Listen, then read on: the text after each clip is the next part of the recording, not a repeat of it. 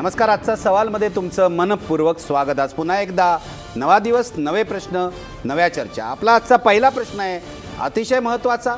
बघा पडद्यावर, प्रीती राठी केसच्या निकालामुळे ॲसिड हल्लेखोरांना दहशत बसेल का? आजच या खटल्याचा निकाल लागलेला आहे. हल्लेखोरांना फाशीची शिक्षा झालेली आहे. खूपच अपवादात्मक अशी शिक्षा आहे. म्हणूनच हा प्रश्न आपण विचारला आहे आणि 10 वाजता मी चर्चेला सुरुवात करणार आहे. दाभोलकर खून प्रकरणातल्या आरोपपत्रामुळे सनातन अडचणीत आली आहे का? सनातनवर संशय होता पहिल्यापासून. अखेर काल वीरेंद्र तावडे आणि इतर दोघांवर आरोपपत्र दाखल करण्यात आलं आहे. सनातन या संस्थेची अडचण झाली आहे कामुळे त्यांच्यावरचा संशय वाढला आहे काय? मी चर्चा करणार आहे 10 वाजता. पण आत्ता या क्षणाला सुरू करतोय पहिली चर्चा. प्रीती राठी केस आपल्याला सगळ्यांना माहिती आहे. प्रीती राठीवर ॲसिड हल्ला झाला होता मुंबईमध्ये बांद्रा स्टेशनवर. दिल्लीहून ती मुंबईला येत होती नोकरीसाठी. या ॲसिड हल्ल्यानंतर महिन्याभराने हॉस्पिटलमध्ये उपचार घेताना ती दगावली.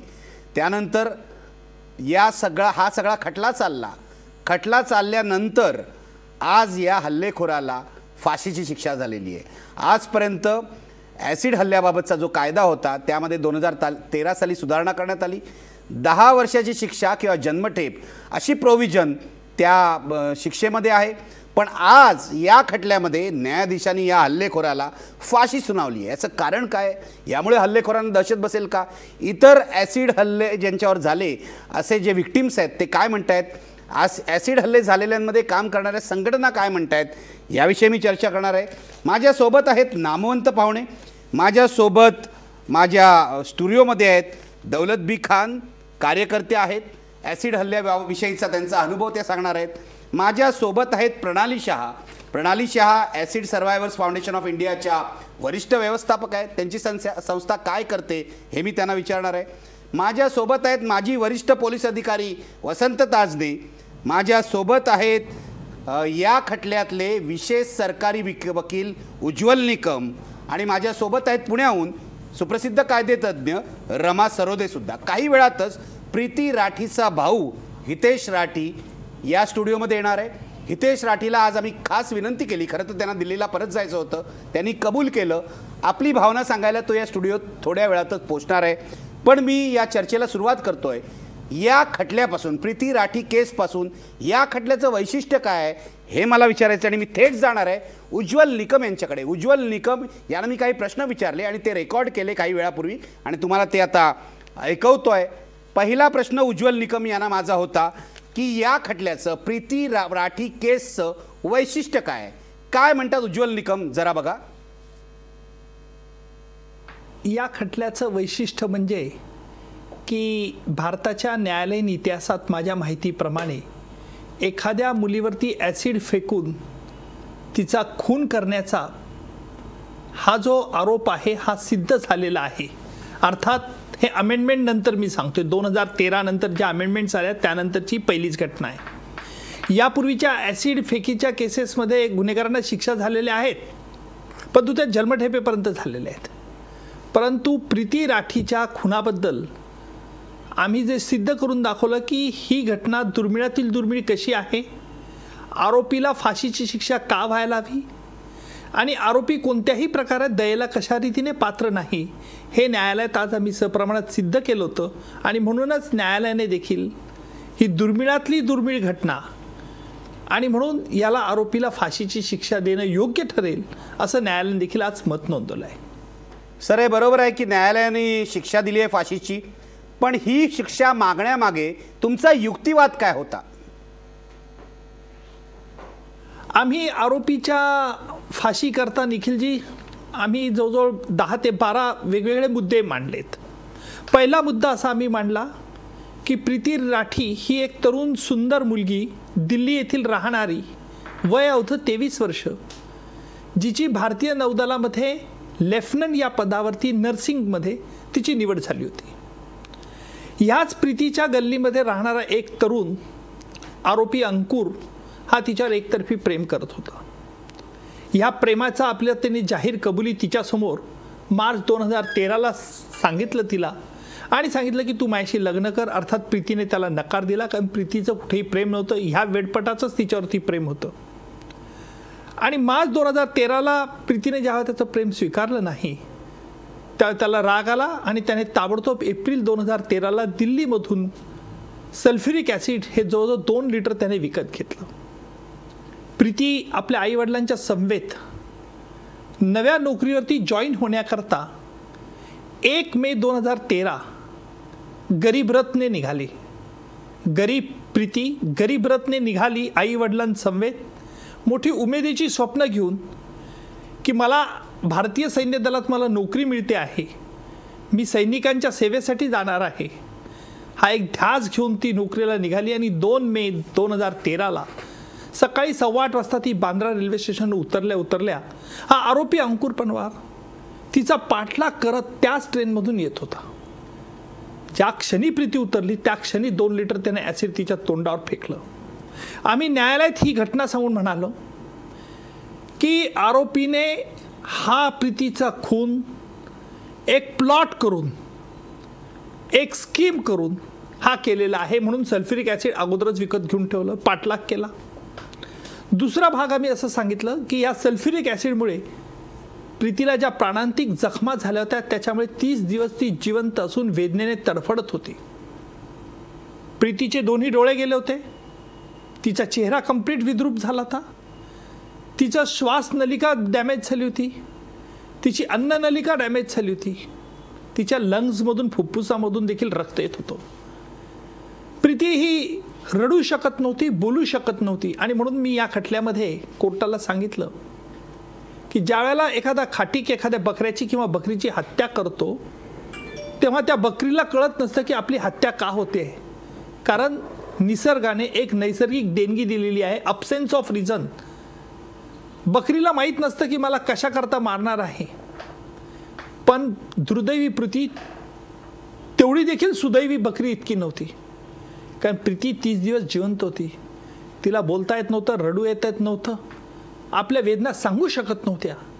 अशा वेदनेने तडफडत या आरोपीला एक त्याचं हास्य होतं, त्याला विकृती जी होती ही आम्ही न्यायालयाप्रमाणे प्रभावीपणे मांडली. आणि म्हणून न्यायालयाला सांगितलं की जर याला कमी शिक्षा ठोठावली, कारण न्यायालयामध्ये याने कुठेही पश्चाताप व्यक्त केला नाही,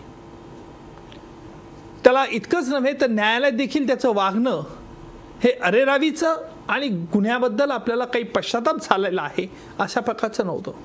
दिल्लीलाच त्याने ॲसिड का फेकलं नाही, मुंबईलाच का फेकलं, हा प्रश्न ज्यावेळेला मी स्वतःला केला न्यायालयात, आणि न्यायालयाला सांगितलं की यामागे याची मानसिकता ही स्पष्ट होते. कारण मुंबईला न जाण्याची तिने धमकी दिली होती, आणि मुंबईला गेल्यावरती काय भीषण परिणाम होतील हे देखील त्याने तिला धमकीद्वारे सांगितलं होतं, आणि ही धमकी त्याला खरी करून दाखवायची.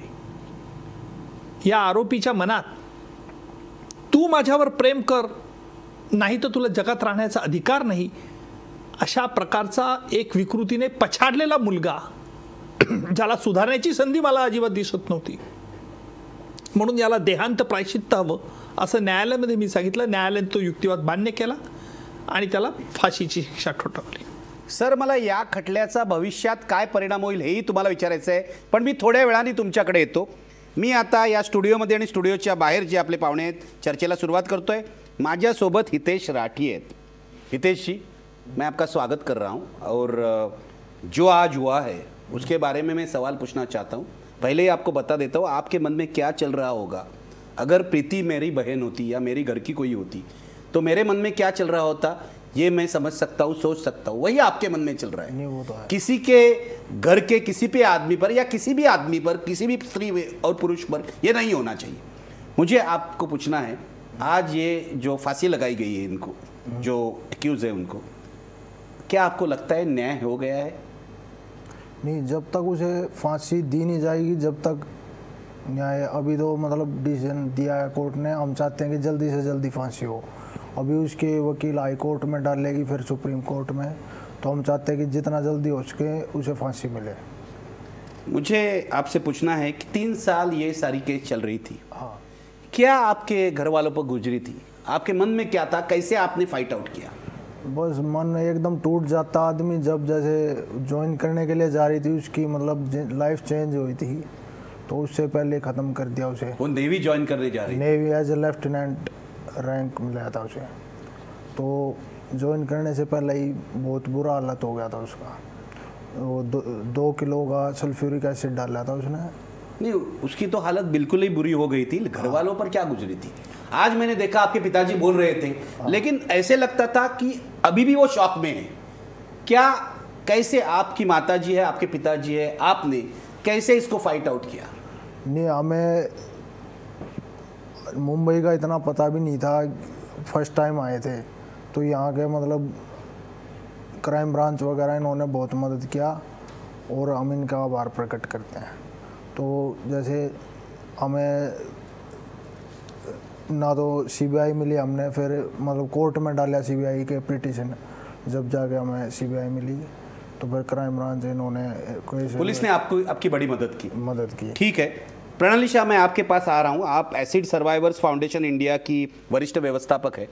मुझे आपसे पूछना है, अभी हम लोगों ने जो यहाँ स्पेशल पब्लिक प्रोसिक्यूटर थे उनको सुना था, उन्होंने कहा ये जो बिल्कुल ही केस है पूरी तरह से ऐतिहासिक है, क्योंकि इसमें फांसी लगी है। एसिड अटैकर जो है उसको फांसी लगी है जी। आप एक एनजीओ चलाती है, एसिड सर्वाइवर्स की मदद करती है, आपका क्या विश्लेषण है? आपको क्या लग रहा है? जिस ट्रॉमा से एसिड अटैक सर्वाइवर रहता है, अटैक होने के बाद, उससे तो हमेशा उसको ऐसा ही लगता है कि मैं जीऊँगी या मरूँगी, और उसके घर वाले के ऊपर जो बीतती है वो तो कोई भी समझ नहीं सकता। लेकिन आज के केस में जो हुआ है, प्रीति राठी के केस में, वहाँ पे उसके कल्प्रिट को फांसी मिली है। आज के डेट पे उनके अपने फैमिली मेम्बर से सुना है कि फांसी मिलने के बाद वो राह देख रहे कि कभी फांसी मिले।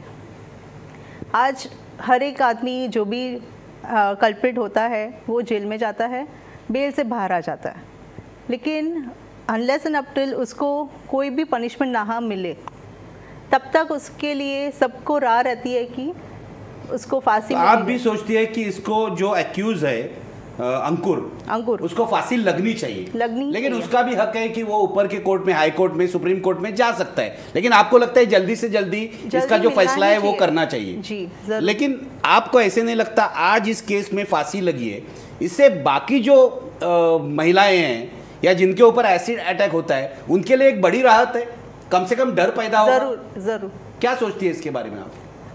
एसिड अटैक विक्टिम्स को हमेशा लगेगा कि हमारे जो भी कल्प्रिट्स है तो उनको भी एटलीस्ट फांसी मिले, क्योंकि काफ़ी केसेस ऐसे हैं जहाँ पे बेल पे छूट गए हैं लोग, वो लोग आराम से बाहर घूम रहे हैं, और कल्प्रिट्स आज के डेट पे भी बाहर घूमने के बावजूद सर्वाइवर्स को ट्रीटमेंट ठीक से नहीं मिल रही है, का तो पैसे की बहुत दिक्कत हो रही है, काफ़ी चीज़ें उन लोग को फेस करनी पड़ रही है। तो अगर उनको भी एक राहत मिल जाए कि एक डेथ सेंटेंस हो सकता कोई भी केस में, तो फिर उनको एक राहत होगी, और आगे जाके भी किसी को अटैक करना है तो वो करने से पहले एक बार सोचेगा, मैं अगर करूँगा तो मुझे आगे जाके फांसी मिल सकती है, मैं झूठ नहीं सकता कहीं पे भी। तो कम से कम इतना तो फायदा इस केस का, इस वर्डिक्ट का होगा। एक्चुअली दौलतबीर खान, मैं आपके पास आ रहा हूँ, आपकी पूरी जो कहानी है मुझे सुननी है, लेकिन उसके पहले आपल्या सोबत माजी वरिष्ठ पोलीस अधिकारी वसंत ताजने आहेत। ताजने साहेब, मला तुम्हाला विचारायचं आहे, पोलिसांच्या दृष्टीने हा खटला अत्यंत महत्त्वाचा होता, एक सोख असं इन्व्हेस्टिगेशन पोलिसांनी केलेलं आहे, त्याचा निर्णय निकाल आज लागलेला आहे, काय सांगाल तुम्ही याबद्दल? 2 मे 2013 रोजी बँड्रा रेल्वे स्टेशनवरती गरीब रथमधून उतरलेल्या एका तरुण मुलीवरती ज्या प्रकारे सर्व प्रवाशांसमोर हल्ला झाला होता, या केसनंतर समाजामध्ये अतिशय प्रदीर्घ त्या ठिकाणी प्रतिक्रिया उमटली होती। तसेच वर्तमानपत्र मीडियामध्ये तीव्र याबद्दल प्रतिक्रिया उमटली होती। याचा विचार करून या गुन्ह्याचा तपास हा अतिशय सक्षम आणि चांगल्या पद्धतीने व्हावा ही सर्वांचीच भावना होती, व जो कोण गुन्हेगार आहे याला लवकरात लवकर अटक करून त्याच्यावरती कारवाई होण्याची जी इच्छा होती, याच दृष्टिकोनातून हायकोर्टाने सदर गुन्ह्याचा तपास मुंबई क्राईम ब्रँचकडे दिला होता। मुंबई क्राईम ब्रँच एक सक्षम यंत्रणा आहे, ज्यांच्यावरती न्यायव्यवस्थेचा विश्वास आहे। त्यांनी क्राईम ब्रँचकडे या गुन्ह्याचा तपास वर्ग केल्यानंतर क्राईम ब्रँचच्या अधिकाऱ्यांनी या गुन्ह्याचा तपास लवकरात लवकर करून यातील जो गुन्हेगार आहे याला अटक करून त्याच्याविरुद्ध संपूर्ण तपास करून सर्व साक्षीदार तपासून सर्व प्रकारचे पुरावे त्याच्याविरुद्ध गोळा करण्यात आले आणि भक्कम पुरावा त्याच्याविरुद्ध गोळा करण्यात आला। याही व्यतिरिक्त तपास झाल्यानंतर न्यायालयातसुद्धा हा गुन्हा साबित व्हावा, याच्यामध्ये कुठल्या उणिवा राहू नये यासाठी एक चांगले कायदेतज्ञ जे आत्ता उज्ज्वल निकम साहेब होते यांना याच्यामध्ये निवडण्यात आलं आणि हा खटला सत्र न्यायालयापुढे सुनावणी होऊन त्याचा निकाल आज लागलेला आहे. आणि ज्यामध्ये रेअरेस्ट रेअर अशी जी आपण आता या ठिकाणी चर्चा केली की ॲसिड फेकल्यानंतर ज्या तरुण मुलीचा मृत्यू झाला या केसमध्ये आरोपीला फाशी लागण्यात आलेली आहे. 2013 नंतर या ॲसिडच्या घटना ज्या वाढल्या होत्या यासाठी एक 226A आणि B IPC असं विशेष कलमाची तरतूद त्या ठिकाणी करण्यात आलेली आहे. तसेच सुप्रीम कोर्टाने देशामध्ये हे जे ॲसिड अतिशय मोकळ्या प्रमाणात मुक्त प्रमाणात मिळत होतं ते मिळू नये याच्यावर सुद्धा काही बंधनं घालण्यात आलेली आहे. आणि देशातील महिलांना सुरक्षितेची भावना मिळावी या दृष्टिकोनातून या केसचा तपास या ठिकाणी झालेला आहे. आणि जो निकाल लागलेला आहे मला असं वाटतंय पोलिसांनी चांगलं काम केलेलं आहे. बरोबर आहे आणि बरोबर आहे ताजनी साहेब, पोलिसांची स्तुती करण्याची वेळ आमच्यावर खूप कमी वेळा येते, पण आज मी मनपूर्वक सांगतो या केसमध्ये पोलिसांनी चोख काम केलं म्हणून हा निकाल लागलेला आहे. महिला अत्याचाराच्या केसमध्ये असंच काम झालं पाहिजे. मी येतो तुमच्याकडे, पण मला आधी काही आकडेवारी आपल्या प्रेक्षकांना दाखवायची आहे. पडद्यावर तुम्ही बघू शकता ॲसिड हल्ला आणि भारतातली कायदे यांची काय परिस्थिती आहे बघा पडद्यावर. 2013 पर्यंत ॲसिड हल्ल्याबाबत कायद्यामध्ये स्वतंत्र कलम नव्हतं. 2013 पर्यंत ॲसिड हल्ल्यांच्या गुन्ह्यांची स्वतंत्र आकडेवारी उपलब्ध नाही. गुन्हेगारी कायद्यात ॲसिड हल्ल्याबाबत फेब्रुवारी 2013 सुधारणा केली गेली. कलम 326A आणि 326B यांचा समावेश झाला. स्वतंत्र गुन्हा म्हणून ॲसिड हल्ल्यांचा समावेश 2013 झालेला आहे. तुम्ही बघू शकता 2013 पासून आकडेवारी आली. 2012 106 गुन्हे झाले होते देशभरामध्ये ॲसिड हल्ले. 2013 116 गुन्हे झाले. 2014 349 गुन्हे झालेले आहेत. हे सगळं कायद्यातल्या सुधारणेनंतर घडलेलं आहे. यासोबतच तुम्हाला मला महिला अत्याचाराच्या घटनांची एक आकडेवारी दाखवायची आहे, त्यानंतर आपण पुढची चर्चा सुरू करू. स्त्रियांवरील अत्याचाराच्या घटना बघा. 2009 2,03,804, 2010 2,13,585, 2011 2,19,141, 2012 2,44,270 आणि 2013 3,09,546. तुम्ही पाहिलं असेल तर अत्याचाराच्या घटना, स्त्रियांच्या अत्याचाराच्या घटना वाढत चाललेल्या आहेत. आणि 2012, 13 आणि 14 ॲसिड हल्ले जे आहेत तेही वाढत गेलेले आहेत, हे तुमच्या लक्षात येईल. आपल्यासोबत कायदेतज्ञ रमा सरोदे आहेत. रमा सरोदे, अनेक खटल्यांमध्ये, अनेक केसेसमध्ये तुम्ही महिला अत्याचारांच्या विरोधामध्ये आवाज उठवलेला आहे. आजचा हा निकाल त्याकडे तुम्ही कसं पाहताय?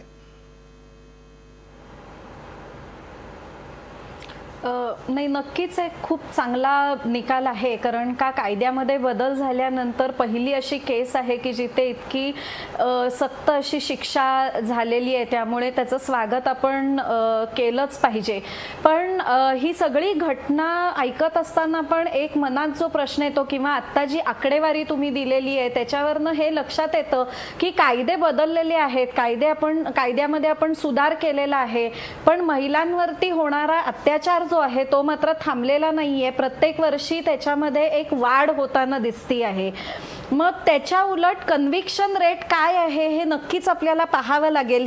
ह्या एका केसमध्ये शिक्षा नक्की झालेली आहे, पण 349 जर ॲसिड अटॅकच्या केसेस देशभरात रिपोर्ट झालेले आहेत आणि त्या दर्ज आहेत, जे 2013 पेक्षा दुप्पटपेक्षाही जास्ती संख्या जर आपल्याला ॲसिड अटॅकची दिसतीये, तर त्या सगळ्या केसेसमध्ये अशाच पद्धतीने ती केस चालवल्या आहेत का? त्या सगळ्या केसेसमध्ये पण शिक्षा झालेली आहे का? तिथे कन्व्हिक्शन रेट वाढलेला आहे का? हे पण पाहण्याची गरज आहे. कारण का ते जर होत नसेल तर कोणत्याही प्रकारची मग भीती किंवा वचक जो आहे, जो आपला आजचा सवाल आहे, तर ती बसेल का? तर ती बसणार नाही. त्यामुळे मला वाटतं की वेळेत शिक्षा होणं, ती केस संपणं हे तितकंच महत्त्वाचं आहे. दुसरा जो प्रश्न माझ्या मनात येतो ही सगळी घटना ऐकत असताना, की आज तो माणूस दिल्लीपासून मुंबईपर्यंत इतक्या मोठ्या प्रमाणात सल्फ्युरिक ॲसिड घेऊन येतो आणि कोणताही चेक होत नाही. एवढ्या सगळ्या गजबजलेल्या आणि गर्दीच्या ठिकाणी तो हिम्मत करतो की त्या मुलीवरती, प्रीतीवरती ॲसिड टाकण्याचा. आणि तरी आपल्याला वेळ जो लागलेला आहे त्याला पकडण्याचा तो खूप जास्ती आहे. तर सुरक्षितेचा जो प्रश्न आहे तो अजूनही तसाच आहे काही प्रमाणात असं मला वाटतं. खूप महत्वाचा मुद्दा है. हितेश राठी, आप मराठी समझते? नहीं, हिंदी. मैं आपको बताता हूँ उन्होंने क्या कहा. हाँ. उन्होंने कहा ये जो एक्यूज है अंकुर, हाँ. वो इतना 2 लीटर एसिड लेके रेलवे से आया और उसने इस मुंबई के स्टेशन पर प्रीति पर हमला किया. हाँ. इस तरह से 2 लीटर एसिड लेके इंसान रेलवे से आ रहा है और कोई सिक्योरिटी नहीं है, कोई उसकी जांच नहीं है. इसके बारे में आप क्या कहेंगे? ये रेलवे का बहुत बड़ा लापरवाही है इसमें. लापरवाही है. हाँ, ये अंकुर विदाउट टिकट आया था रेल में. इसने 1500 रुपये टीटी को दिल्ली में दिए और 1500 यो रतलाम स्टेशन पड़ता वहाँ पे. तो इसमें अगर रेलवे सही सिक्योरिटी करता तो प्रीति की जान बच सकती थी आज. आपको लगता है रेल्वे सिक्युरिटी करती तो प्रीति की जान बच सकती थी? बच सकती थी. ये बहुत बड़ा मुद्दा है. मला प्रणाली शाहकडे जायचं आहे. प्रणाली शाह, आप क्या सोचती है इसके बारे में? सही बात है. मैं भी वैसे ही सोचती हूँ कि अगर वहाँ से अगर कोई भी टिकट लिए बिना आ रहा है और वो टीसी को पैसा देके निकल सकता है, और आज के डेट पे भी हर एक जगह पे जिस हिसाब से सिक्योरिटी हो रहा है कि बैग्स चेक किए जा रहे हैं, तो यहाँ पे ये रेलवे स्टेशन पे क्यों नहीं हुआ है? उन लोग ने वो चेक क्यों नहीं किया कि वो बॉटल में क्या डाला हुआ है? जिस हिसाब से एयरपोर्ट वगैरह 2 लीटर था, कोई छोटी बॉटल नहीं थी, बड़ी बॉटल में वो 2 लीटर लेके आ रहा था और कोई जांच नहीं हुई. ताजने साहेब, तुम्ही काय म्हणाले यावर? एक माणूस दिल्लीहून विदाउट तिकीट येतो मुंबईला, काही त्याच्यामध्ये एक चेकिंग होत नाही. तुम्ही काय म्हणाले याबद्दल? नाही, डेफिनेटली याच्यामध्ये दिल्ली ते मुंबई हा फार मोठा प्रवास आहे आणि रेल्वेमध्ये स्वतःची सुरक्षा आहे. प्रवाशांवरती लक्ष ठेवणं किंवा मध्यंतरी सरप्राईज चेक करणं ही त्या यंत्रणेची जबाबदारी यामध्ये फार मोठा लॅब झालेला आहे. तरी पण मला असं वाटतं की महिलांची जी सुरक्षता आहे याची मोठी जबाबदारी जरी पोलिसांवर असली तरी ही एक सामाजिक जबाबदारीसुद्धा आहे. पोलिसांकडे ॲसिड ज्या केसेस आहे ह्या पोलिसांकडे घटना घडल्यानंतर रिपोर्ट होतात, पण त्या अगोदर याची जी विविध कारणे आहेत ही यांच्या नातेवाईकांनी किंवा इतर समाजातील लोकांना जेव्हा त्यांच्या कानावरती येतात किंवा याच्यामागचं जे मोटिव्ह आहे हे उघड होतं, याच्यावरती वेळीच प्रतिबंध घालण्याची गरज आहे, जेणेकरून हा प्रसंग इथपर्यंत ही घटना होणार नाही याची दक्षता त्या ठिकाणी घेईल आणि महिलांची सुरक्षता अधिक चांगल्या प्रकारे. असं म्हणणे नातेवाईकांचं सुद्धा कर्तव्य है. हितेश जी, वो ऐसे बता रहे, पुलिस अफसर है हमारे साथ, वो ऐसे बता रहे ठीक है ये तो गलती है रेलवे की कि उन्होंने इसकी जांच नहीं की, लेकिन जो रिलेटिव्स है उनकी भी जिम्मेदारी है, क्योंकि अंकुर अचानक नहीं आया. बहुत दिनों से वो प्रीति के पीछे था, उसको तकलीफ दे रहा था. उनका कहना है कि ऐसे जो एक्यूज है उनका रिपोर्टिंग पहले ही होना चाहिए. अब मैंने इतना ये ध्यान नहीं दिया इसके ऊपर. आपको मालूम नहीं था? आपका तो पड़ोसी था ना? हाँ, पर नॉर्मल ऐसी जो कैजुअल यही मीटिंग हुआ था, हमारा ज़्यादा कुछ नहीं था. और उसने बिल्कुल 3 जने साथ थे, उनको अचानक हुआ है, सब हमारे दिमाग में था ही नहीं है ऐसा हो जाए. आपको लगता ही नहीं था ये होगा? हाँ, बिल्कुल एकदम अचानक हो गया. अचानक हो गया. माझ्यासोबत दौलत बी खान आहेत. दौलत बी खान यांच्या बाबतीत सुद्धा असाच ॲसिड हल्ला झालेला आहे. त्यांची केस वेगळी आहे पण हल्ला झालेला आहे. दौलत बी खान, मैं चाहता हूँ कि आपके बारे में क्या हुआ, आप हमारे जो व्यूअर्स हैं उनको बताएं. एक्चुअली ये तो मेरी बड़ी सिस्टर, उनके हस्बैंड और उनके बेटे के तीनों ने हमको मिलके 4 लोगों पे किए. आपके बड़ी सिस्टर और उनके हस्बैंड ने ये हमला किया आपके ऊपर? जी जी जी जी. आपके ऊपर? और मेरी 2 छोटी सिस्टर है और 1 ईयर की बेबी थी, मेरी छोटी बहन की बेटी थी. आप, आपकी बहन और उसकी बेबी तीनों पर किया हमला? हाँ, 4. क्या हुआ? एक्चुअली पहले सबसे पहले ये हल्ला होने के पर मैं तो सबसे पहले पुलिस के पर ये करूँगी. चलो इनका केस अलग है, प्रीति इनका केस अलग है. हाँ, पुलिस अभी साहब ने बोल दिए कि इनको घर वाले को पहले, उनका भी फर्ज था कि उनको पहले इन्फॉर्म करना चाहिए. लेकिन हमारे पर जब ये केस हुआ तो हम 15 दिन. कहाँ रहती है? हम बांद्रा वेस्ट में. बांद्रा वेस्ट में रहती है. और क्या हुआ बताइए, पूरी आपकी जो कहानी है वो बताइए. 15 दिन पहले जो एक्यूज है वो हमारे पे ऐसे डाले, उन्होंने धमकी दी, घर बैठे हमारे आके गैस का सिलेंडर खोल के मारने की. लेकिन वो तो आपकी बहन है जी. तो क्या झगड़ा था? 50,000 का ही था सिर्फ हमारा। 50,000 हमने दे चुके थे, 50,000 रुपए। उनका कहना था आप उनको 50,000 रुपया देना है आपको, ऐसा उनका कहना था। नहीं। वो डिमांड कर रहे थे 50,000 जी पहले दे चुके, तो वो और एक्स्ट्रा, मम्मी का घर बिका था ना, तो और एक्स्ट्रा 50,000 की डिमांड किए। तो हम बोले एक बार हम दे चुके, हम सेकेंड टाइम नहीं देंगे, अगर हम जैसे देते रहेंगे तुम्हारा डिमांड बढ़ते रहेगा। तो उसके ऊपर से झगड़ा होके घर पे गैस का सिलेंडर खोलने की धमकी दी। तो हमने 100 नंबर पे पुलिस को बुलाया और पुलिस आई भी, और लेके जाने के बाद पुलिस बोलती है ये तुम्हारा फैमिली मैटर है, आप लोग जाके कोर्ट में निपटाओ। आप पुलिस के पास गई थी? जी। कौन से पुलिस स्टेशन में गई थी? Bandra hill road. मेरे तो दो उन्होंने आपके कंप्लेंट के बाद भी कुछ नहीं किया? नहीं, इन लोग ने 2 बार मेरे पे हमला किए थे, 2 टाइम का मेरा NC है, तभी भी पुलिस ने कुछ नहीं किए। कि पुलिस ने सिर्फ NC ली? जी, और बोले कि ये फैमिली मैटर है, आपको कोर्ट में जाओ।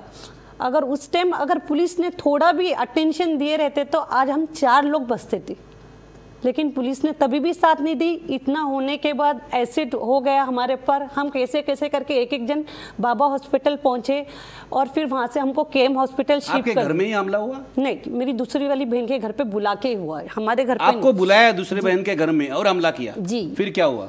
तो वहाँ पे हमने गए और वो हमारे बोली कि ठीक है तुम्हारा पैसा भी मैं रिटर्न कर दूंगी, आज के तारीख से तुम अपना सेपरेट रहना, हम तुम्हारे बीच में नहीं आएंगे, बोल के ऐसा बोले। और मेरे हस्बैंड को खून की उल्टी हो रही बोल के झूठ बोल के हमको घर पे बुलाए, और बोले कि अगर मम्मी जिंदा रहती तो तुम आती थी। हम बोले इतना होने के बाद अब मैं तुम्हारे पे भरोसा नहीं करूंगी। तो बोले नहीं, एक टाइम मेरा साथ दे दो, मेरे हस्बैंड की बहुत तबीयत खराब है बोल के झूठ बोल के उसने घर पे बुलाई। उसने गए, हम तो बैठी थे आराम से, खाना पीना खिलाई उसने। तो हम बोले तुम्हारे हस्बैंड की तो तबीयत खराब ही नहीं है, तुम्हारे हस्बैंड तो अच्छे है।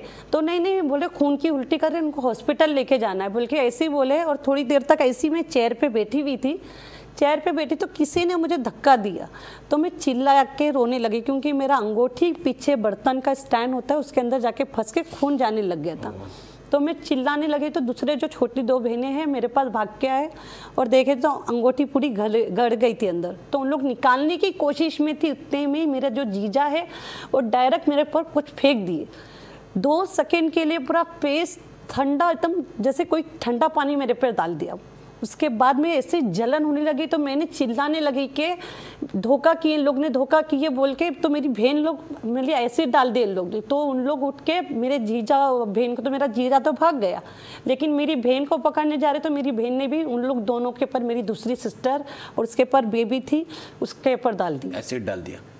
और क्या भाग गए ये लोग? और फिर हम, वो बहन लोग भागना नहीं चाहिए बल्कि उसका बेटा था, वो जाके दरवाजे के ऊपर ब्लॉक करके रखा कि हम कोई भागना नहीं चाहिए। और फिर घर के अंदर पूरा धुआं हो गया और उन लोग तो ताबड़तोड़ भाग गए। फिर हम लोग तो कैसे करके कपड़े चेंज किए, तो भी पूरे कपड़े बदन पे वापस से हमारे जल गए। तो मैंने बोली जल्दी हॉस्पिटल भागो बोल के।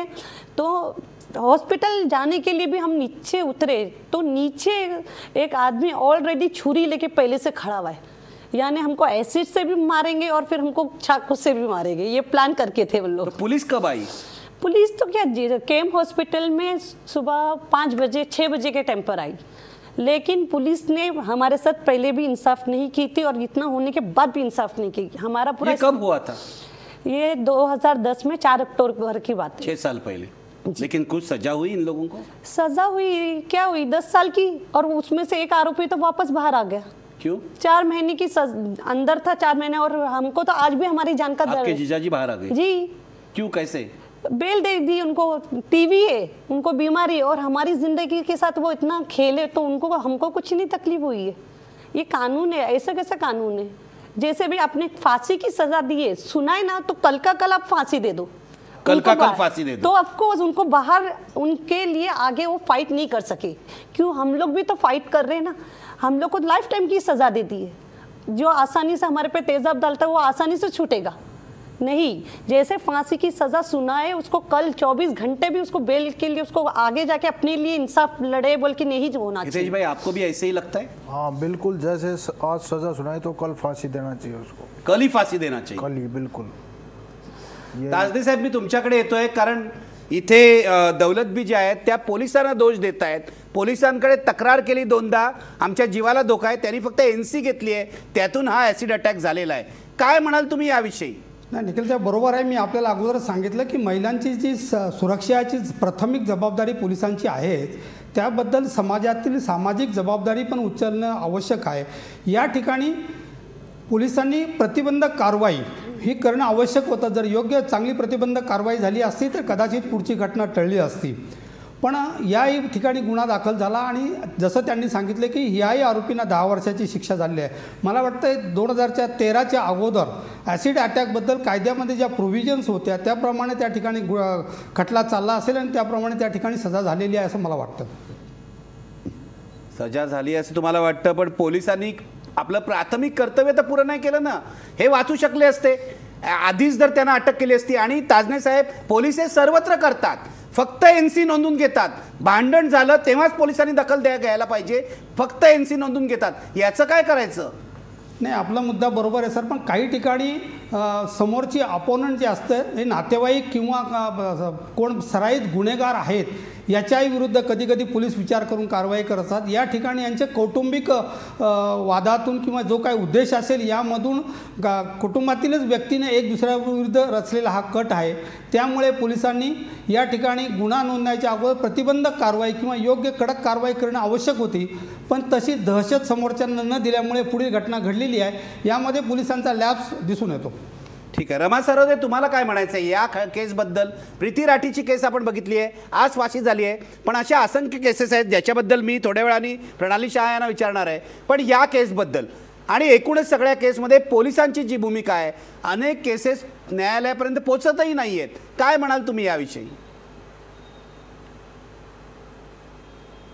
नाही, निश्चितच जेव्हा ते सर म्हणत होते की आम्हाला सगळं झाल्यानंतर कळतं, पण तेव्हाच मी हात वर केला होता हे म्हणण्यासाठी, कारण का आमच्या अनेक केसेसमध्ये जेव्हा अशी शक्यता जाणवते की कुठेतरी खूप गंभीर गुन्हा होण्याची शक्यता आहे, तेव्हा आम्ही महिलांना, मुलींना आधीच सांगत असतो की तुम्ही हे पोलिसांच्या कानावर घाला.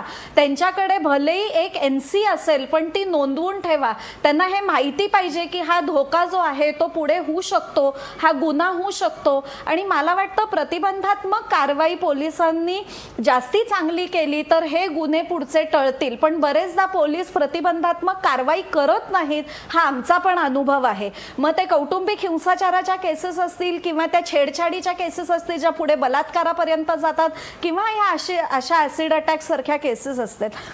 आता यामध्ये कुठेतरी जो आरोपी आहे तो आपल्या शक्तीचंही प्रदर्शन करायचा प्रयत्न करतोय आणि म्हणून अशा पद्धतीच्या गंभीर गुन्हे होत आहेत. जे त्या म्हणाल्या की 10 वर्षानंतर सुटून येणार आहेत, मग परत एक मनात भीती आहे किंवा आम्ही तर आयुष्यभरासाठी आम्ही ते विद्रुपीकरण घेऊन जगतोय किंवा त्या भीतीखाली जगतोय. तर मला वाटतं की फक्त कायदे बदलून चालणार नाहीत. जर काही वर्षांनी ही लोक परत येणार असतील आणि सूडबुद्धीने परत काही करण्याची शक्यता असेल तर मग विक्टिम्सना किंवा सर्वायव्हर्ससाठी आपला प्रोटेक्शन प्लॅन काय आहे, तर ह्याच्याबद्दल पण विचार करण्याची गरज आहे. पण ह्याच्याबद्दलची अशी कुठलीही कायद्यात तरतूद दिसत नाहीये, पण ह्याचा आता विचार करण्याची गरज आहे. प्रीतीच्या केसमध्ये फाशीची शिक्षा झाली, कदाचित हायकोर्ट आणि सुप्रीम कोर्टात आणि मर्सी पिटिशन झाल्यावरती फाशीची शिक्षा होईल, पण कदाचित तो इतका गंभीर गुन्हा आहे की जामीन मिळणार पण नाही. पण जसं आत्ता सांगितलेल्या केसमध्ये जर एक व्यक्ती ऑलरेडी बाहेर आहे आणि 10 वर्षांनी अजून एक जण बाहेर येणार आहे, तर मग सुरक्षितेचा प्रश्न कायमच आहे, तो संपलेलाच नाहीये. आणि म्हणून मग त्याच्याबद्दल पण विचार करण्याची गरज आहे. प्रणाली शाह, मला तुमच्याकडे यायचं आहे. मला तुम्हाला विचारायचे आहे, तुमची NGO आहे आणि ॲसिड सर्वायव्हरसाठी तुम्ही काम करता, तुमच्याकडे कशा प्रकारच्या केस येतात? आत्ता आपण 2 केस पाहिल्या, एक प्रीतीची केस ज्याच्यामध्ये तो प्रेमात पडला होता, सुडानी त्यांनी हे केलं, आणि यांची तर बहिणींनीच केलेलं आहे, फॅमिलीतली केस आहे.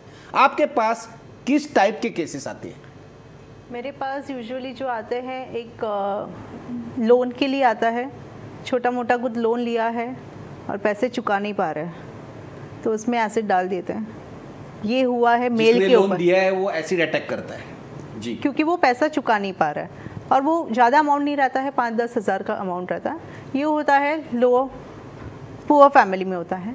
सेकंड केस आया है मेरे पास, जो व्यक्ति को मालूम ही नहीं है किसने डाला है, मालूम ही नहीं है कौन कल्प्रिट है, वही नहीं बता रहता है. वो एक केस है. और बाकी तो नॉर्मल फैमिली फाइट्स, छोटे छोटे कुछ फाइट हो रहे हैं, उसका रिवेंज ले रहे हैं, जैसे दौलत बी के केस में हुआ है. वो प्रॉपर्टी डिस्प्यूट का था। इसका कुछ रिसर्च हुआ है कि एसिड अटैक जो होते हैं अलग अलग कारण क्या है, इस पर कोई रिसर्च हुआ है? इसमें मेजॉरिटी 36% आता है rejection of proposal. Marriage proposal आप रिजेक्ट कर रहे हो, उसकी वजह से लड़के को लगता है कि ये मेरी नहीं हो रही है तो हम किसी के भी नहीं होने देंगे। ये 36% उसके वजह से सबसे ज्यादा परसेंटेज इसमें ही मेजॉरिटी केस कि लव अफेयर जो वन साइडेड होता है, वन साइडेड, और वो लड़की रिजेक्ट कर देती है इसलिए एसिड डाला जाता है। और बाकी सब केस में कैसा होता है कि 11 to 30 इयर्स ऑफ एज में लड़की लोग रहते हैं जो पढ़ाई कर रहे हैं, या तो लोअर फैमिली मिडिल क्लास से होते हैं, जिसके ऊपर ये मेजॉरिटी केस तो इसी की वजह से हो रहा है, लव अफेयर की वजह से। दूसरा होता है जेलसी की वजह 11% उसकी वजह से होता है, और फैमिली डिस्प्यूट्स। छोटा मोटा केस आता है ये लैंडिंग की वजह से। अभी एक केस आया है जिसमें आदमी को उसका प्रॉपर्टी लेना था, वो सेल नहीं करना चाह रहा था, लेकिन ज़बरदस्ती उससे मैं कैसे लूँ वो प्रॉपर्टी।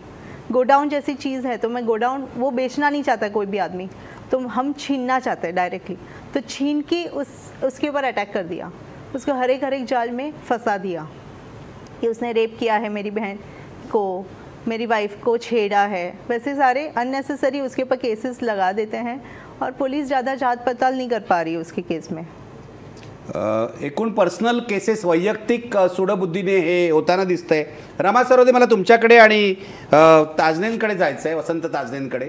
मला रमा सरोदे तुम्हाला आधी विचारायचं आहे, 36% केसेस या प्रेम प्रकरणातून झालेल्या आहे, एकतर्फी प्रेम प्रकरणातून काय तुम्ही सांगाल? म्हणजे कोर्टात जातील, त्यांना शिक्षा होईल हे बरोबर आहे, पण अशा प्रेम प्रकरणात सुद्धा जी मुलं आहेत, जे पुरुष आहेत, त्यांनी नकार स्वीकारायला, नकार पचवायला शिकलं पाहिजे, याचं कुठेतरी ट्रेनिंग व्हायला हवं। काय सांगाल रमा सरोदे? नाही, निश्चितच हे ट्रेनिंग व्हायला पाहिजे, कारण का बरेचदा हे अशा वयात असतात की जिथे मे बी मीडियाचा, सिनेमाचा खूप मोठा परिणाम असतो, त्यांच्या इन्फ्लुएन्स असतो, आणि मग तेरे हा में ना में ही हा है वगैरे हे अशा सगळ्या कल्पनेत ही मुलं जगत असतात आणि त्याच्यातून पण हे होतं। त्यामुळे मला वाटतं की हे सेन्सिटायझेशन असलंच पाहिजे की जेव्हा एखादी व्यक्ती नाही म्हणते त्याचा अर्थ हा नाहीच आहे, आणि मला वाटतं खूप लहान वयापासून हे बोललं पाहिजे ह्याच्याबद्दल, कारण का त्या वयात हे सगळे असे प्रेम प्रकरण होणं, एखाद्या व्यक्तीबद्दल काहीतरी वाटणं किंवा एखादी व्यक्ती आवडणं हे होणारच, पण बरेचदा आपण हे याच्याबद्दल पालक पण बोलायला टाळत असतात, शाळेमध्ये कुठली मोकळी चर्चा होत नाही, किंवा पिअरमधनं जेवढी चर्चा होते तीच पण ती बरोबर असतेच असं नाही, आणि म्हणून मला वाटतं की ह्या सगळ्या विषयांबद्दल चर्चा त्या वयोगटात होणं गरजेचं आहे की जेणेकरून संवेदनशीलता वाढेल आणि अशा प्रकारच्या घटना होणार नाहीत। मला वाटतं त्यांना जबाबदारी शिकवण्यासाठी याचे वाईट परिणाम काय होऊ शकतील, गुन्हेगारीकडे ते वळतायत, त्यामुळे शिक्षा झाली तर पूर्ण अख्खा आयुष्य त्यांचं जाईल, हे पण त्यांना सांगण्याची गरज आहे, आणि मग कदाचित एक वचक बसेल किंवा त्याचा एक जो गंभीर परिणाम दोघांवरती होतोय, ॲसिड अटॅक विक्टिमवरती पण होतोय आणि करणाऱ्यावरती पण होतोय, याची जाणीव त्यांना झाली तर कदाचित ते करणार नाहीत। जाणीव द्यायला हवं असं तुम्हाला वाटतंय? ताजने साहेब, तुमचं काय म्हणणं आहे? पोलिसांना सुद्धा ट्रेनिंग द्यायला हवं, काउन्सिलिंग करायला पाहिजे तरुण मुलांचं, तर अशा हल्ल्यापासून आपण मुक्तता मिळवू शकू, कमी करू शकू। पोलिसांची भूमिका काय असावी असं तुम्हाला वाटतंय? नाही, मला वाटतं या प्रकरणामध्ये पोलिसांनी ऑलरेडी भूमिका घेतलेली आहे, कारण हे जरी आता गंभीर गुन्हा घडलेला आहे, पण ही नॉर्मल कोर्समध्ये प्रत्येक पोलीस स्टेशनला अशी अनेक प्रकरणे दररोज रिपोर्ट होत असतात, छोटे एनसीस असतात, काही गंभीर गुन्ह्याचे असतात, आणि आता पोलिसांमध्ये एक महिला सहाय्यता कक्ष किंवा सोशल ब्रँच यासारख्या विशेष महिलांना मदत करणारे कक्ष ऑलरेडी उघडलेले आहेत। मला वाटतं या कक्षाची जर वेळीच मदत घेतली तर अशा मुलींची किंवा जे मुलं अशा प्रकरणामध्ये आहेत यांना त्या ठिकाणाहून बोलून काउन्सिलिंग करण्यात ऑलरेडी येत आहे, त्यामुळे याची जनजागृती होण्याची गरज आहे। हा एक सोशल प्रॉब्लेम आहे।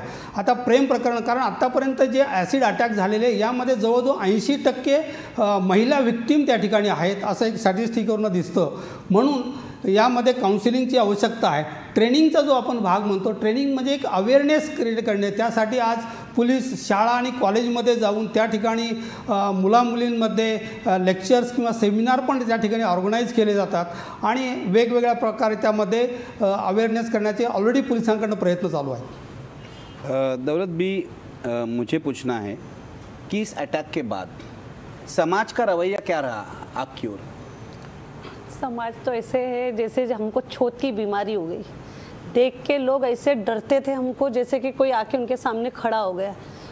कहीं भी पहले तो काम के लिए 2 साल तो बेड पे थी, 3 साल बच्चे बोल के काम पे निकले तो कोई भी देखते बराबर दरवाज़ा मुंह पे बंद ही कर देता था. कोई जैसे शैतान आके सामने खड़ा हो गया.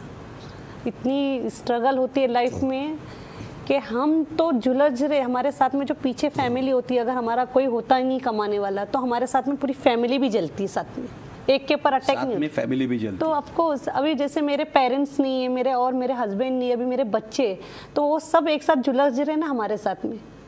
क्या आपके पड़ोसी जो है आपके साथ ठीक पड़ोसी भी जल्दी, रिश्तेदार भी बर्ताव नहीं अच्छा करते? नहीं, कोई तो क्या करते, क्या कहते, क्या है वो कहते कैसे नाक पे कपड़ा लगा देते जैसे बात एक्सीडेंट तो किसी को भी हो सकता है, एक्सीडेंट तो हो सकता है, कल मुझे भी हो सकता है, तो क्यों समाज ऐसा करता है? आपका अनुभव क्या है?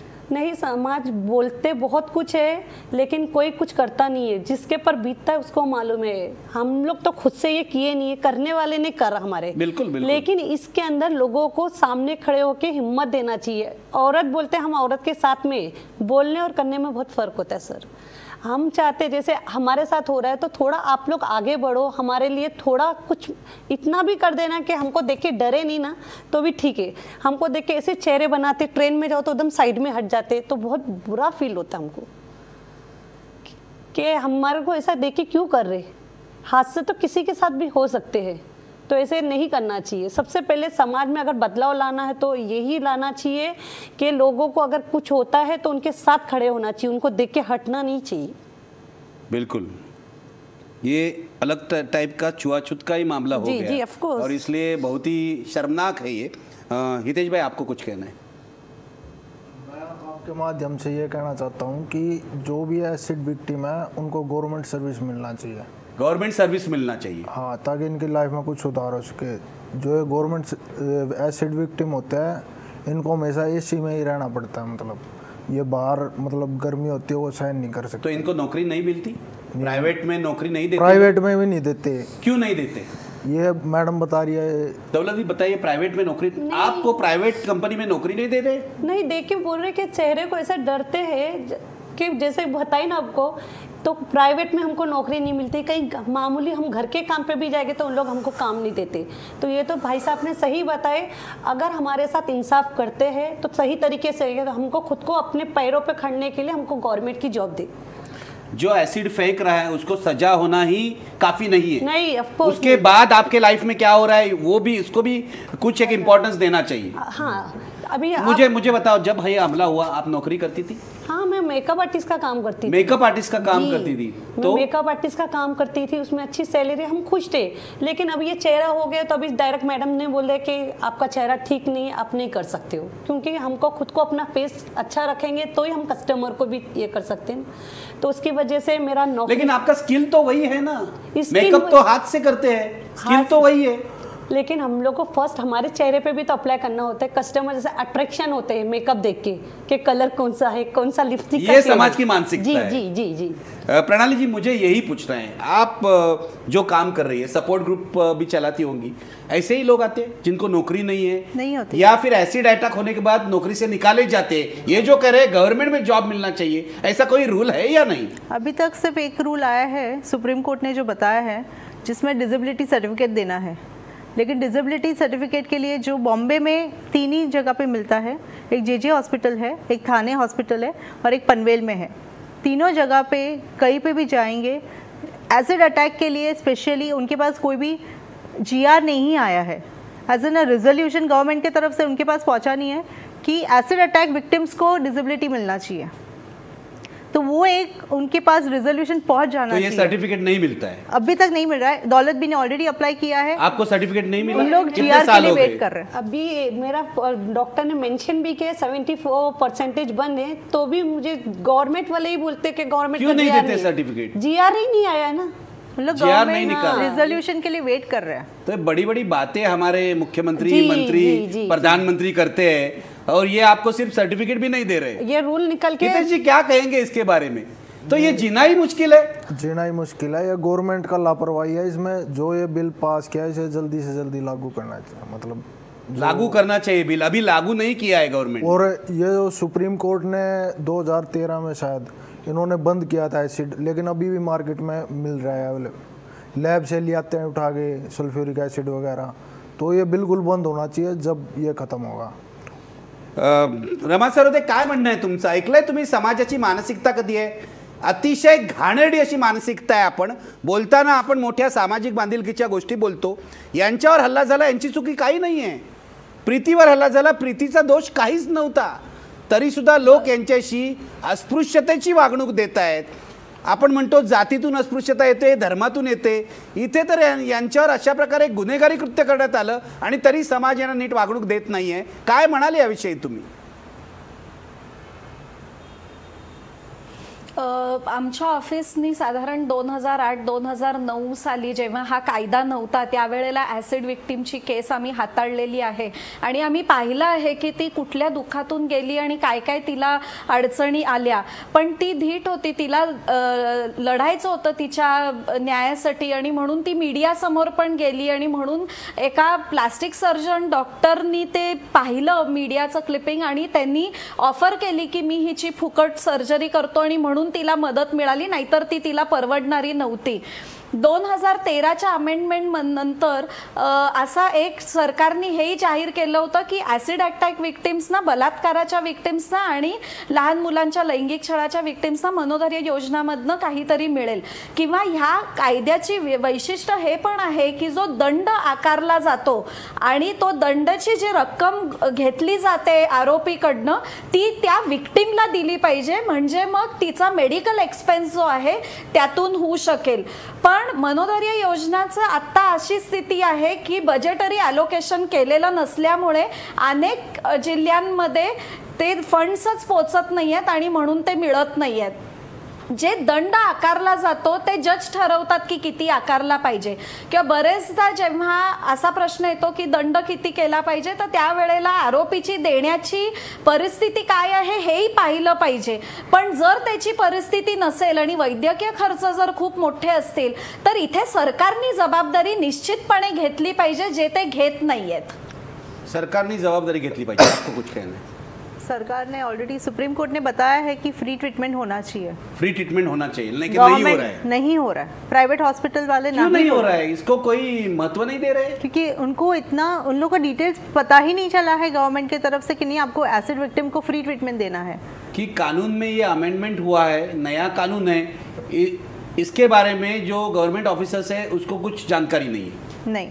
आपने किसी के साथ बात की, ऑफिसर्स के साथ? काफ़ी, इनफैक्ट हम लोग ने काफ़ी हॉस्पिटल्स में विजिट किया है, वहाँ पे जाके पूछा है. उन लोग स्ट्रिक्टली ना बोल देते. हमारे पास अभी तक आया नहीं है रेजोल्यूशन.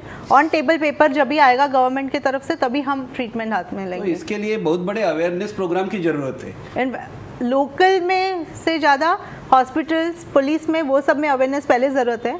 और जहाँ पे बैन बोला है, एसिड बैन बोला है, तो एसिड क्यों मिल रहा है मार्केट में, ये सबसे बड़ी बात है. अगर एसिड ही नहीं मिलेगा तो एसिड फेंकने का नाम ही नहीं आएगा. एसिड क्यों मिल रहा है, ये सबसे बड़ा सवाल है. मैं वसंत आजने को पूछूंगा, लेकिन उसके पहले दौलत भी आपका क्या कहना है इसके बारे में? फ्री ट्रीटमेंट नहीं मिल रही है, गवर्नमेंट कुछ कर रही नहीं है, नौकरी नहीं दे रहे, आपका क्या कहना है? देखो, हमारे ये इलाज के चक्कर में तो घर-दार सब बिक गया हमारा, क्योंकि घर-दार बिक गया. ऑफ कोर्स ये जो ट्रीटमेंट है बहुत कॉस्टली होता है, एक सर्जरी के लिए. और हम केम हॉस्पिटल में कितना खर्चा आता है? तकरीबन कम से कम 10 से 15 लाख चाहिए एक विक्टिम्स को. और गवर्नमेंट बोलती है, ये बोल रहे मैडम ठीक है मनु धारिया का दे रहे, 3 लाख रुपए में हम लोग का नहीं होता है.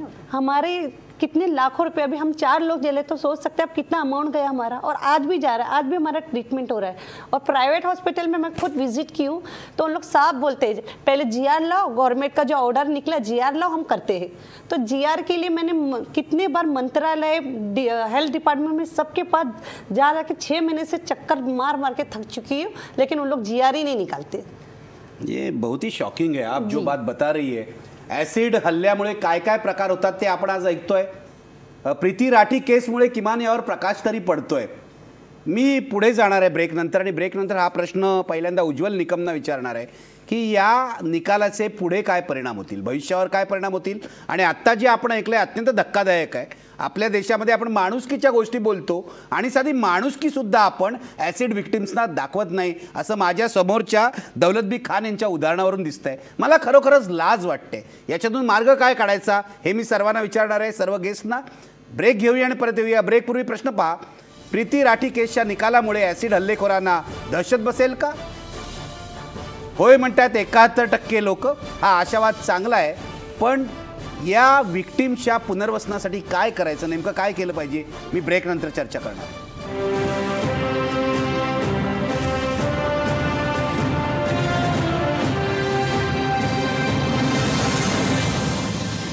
मी पोलीस अधिकारी वसंत ताजने यांच्यापासून सुरू करणार आहे। ताजने साहेब, आपण चर्चा ऐकली, फार वाईट परिस्थिती आहे असं दिसतंय।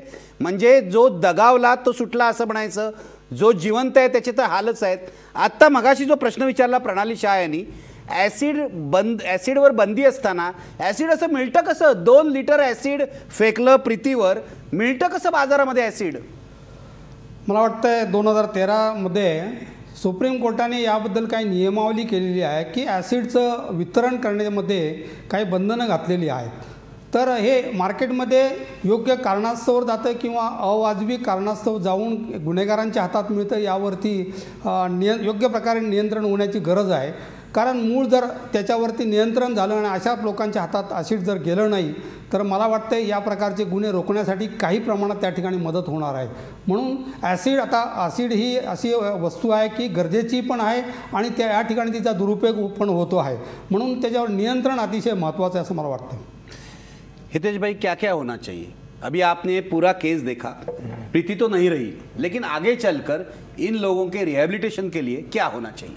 फर्स्ट ऑफ ऑल इनको गवर्नमेंट सर्विस मिलनी चाहिए। आपने कहा गवर्नमेंट सर्विस मिलनी और जो आरोपी है उनको फांसी देना चाहिए। फांसी देना चाहिए। हाँ, इससे कम इस कुछ कानून में 10 साल की सजा है, हाँ। लाइफ इम्प्रिजनमेंट है, लेकिन फांसी नहीं है। नहीं, फांसी करना इस चाहिए। प्रीति के केस में फांसी लगाई गई क्योंकि वो नहीं रही, डेड इसलिए। तो आपको लगता है ये लाइफ इम्प्रिजनमेंट नहीं चाहिए, फांसी ही चाहिए? फांसी चाहिए। और इनका जो मेडिकल ट्रीटमेंट होता है ये मतलब गवर्नमेंट को अच्छी तरह फ्री में करना चाहिए। फ्री में, जैसे ये बता रहे बिल वगैरह, ये विक्टिम तो कहाँ पूरी तरह फ्री में होना चाहिए। पूरी तरह फ्री में। दौलत भी आप क्या कहेगी, क्या होना चाहिए पुनर्वसन के लिए, क्या होना चाहिए?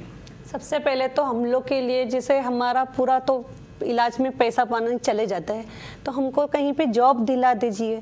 ऐसे नहीं बोल रहे कि हमको अच्छी जगह पे जॉब दो आप, हमको तो हम कितने बार बोले हमको झाड़ू मारने का भी काम दे दीजिए, हम लोग करने के लिए तैयार है। ऐसे नहीं है कि हमको ज़्यादा तुम अच्छे ऑफिसर में ये कर दो।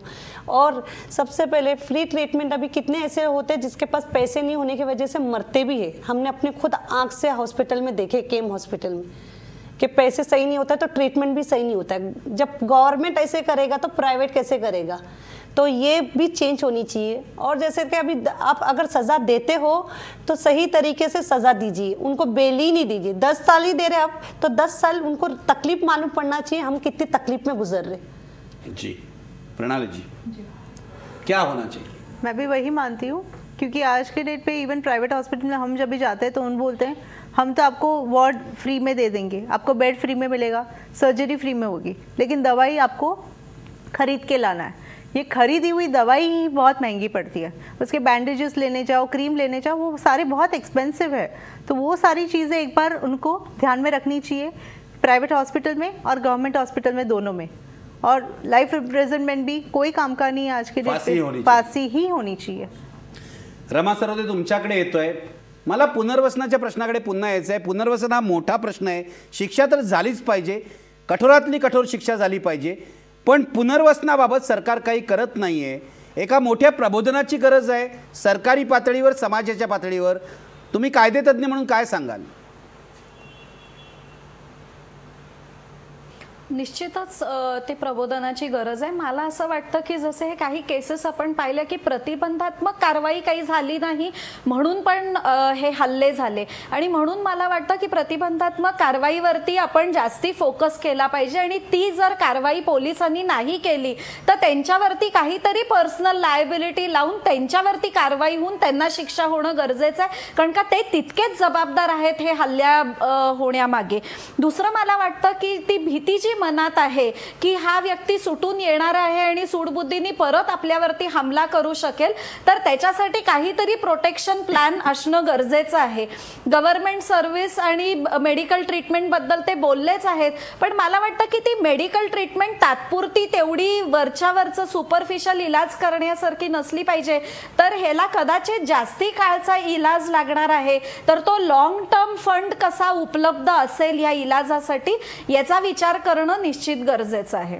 आपण पुन्हा एकदा उज्ज्वल निकम यांच्याकडे जाऊया. भविष्यात या खटल्याचे, या निकालाचे काय परिणाम होतील ते काय म्हणतात जरा ऐकूया. मी ज्यावेळेला एखाद्या गुन्हेगाराला फाशीची शिक्षा मागत असतो त्यावेळेला फक्त त्या गुन्हेगाराला शिक्षा व्हावी हा एकमात्र हेतू माझ्या मनात नसतो, परंतु अशा तऱ्हेचे गंभीर गुन्हे इतरांनी करू नयेत म्हणून एक चांगला संदेश समाजात जाणं आवश्यक असतं. पुढच्याच ठेस मागचा शहाणा ही मराठीतील उक्तीप्रमाणे या अशा वेड्याने पछाडलेल्या मुलांना देखील की एखाद्याचं दुसऱ्याचं जीवन उद्ध्वस्त करण्याचा अघोरी विचार मनात येऊ नये, आणि मनात आला तर त्याचं हे उदाहरण डोळ्यासमोर राहावं, याकरता हा संदेश या खटल्याच्या द्वारे मिळालेला आहे असं मला वाटतं. अर्थात उच्च न्यायालयाने या फाशीच्या शिक्षेवरती शिक्कामोर्तब केल्यानंतरच ती अंमलात येईल, परंतु माझ्या मते हा एक चांगला निकाल आहे, मी याचं स्वागत करतो. शेवटी मी पुन्हा एकदा दौलत बीकडे येतोय. दौलत बी, इतनी सारी चर्चा 1 घंटे तक हमने की, जो समाज है, जो हमारे व्यूअर्स है, उनको आखिर में आप क्या कहेंगी? मैं बस इतना ही कहना चाहती हूँ, जो हमारे साथ हुआ है, जो हमने फेस किए हैं, तो वैसे दूसरों के साथ नहीं होना चाहिए. जो भी अगर गवर्नमेंट रूल्स निकालती है तो उसके ऊपर फॉलो करो, अदरवाइज मत निकालो. और हम जैसे तकलीफ से जी रहे हैं तो एक्यूज को क्यों इतने आसानी से बाहर निकाल देते आप? उनके लिए भी तो वही सज़ा होना चाहिए. हम हर रोज़ मर रहे तो उनको क्यों नहीं वो सज़ा? तो यही है. और चलो ऐसे NGOs मिल जाते हैं तो किसी का मदद मिल जाती है, और किसी को अगर NGOs नहीं मिलते तो वो कैसे फेस करेंगे लाइफ? बिल्कुल, आपका जो कहना है हम हर रोज मर रहे, यही सही आहे. हे रोज मरण अनुभवतायत ही माणसं, यांच्यासाठी सरकारने आणि समाजाने काही करायला हवं. शेवटी पुन्हा एकदा प्रश्न बघा, प्रीती राठी केसच्या निकालामुळे ॲसिड हल्लेखोरांना दहशत बसेल का? बघा पडद्यावर प्रेक्षक काय म्हणतायत. होय म्हणतायत 75% प्रेक्षक, पण पुनर्वसनाचा प्रश्न आहे, त्याकडे सरकारने लक्ष दिलं पाहिजे. इथेच थांबतोय, ब्रेक घेऊया, ब्रेक नंतर सुरू करूया सनातन विषयीची दुसरी चर्चा.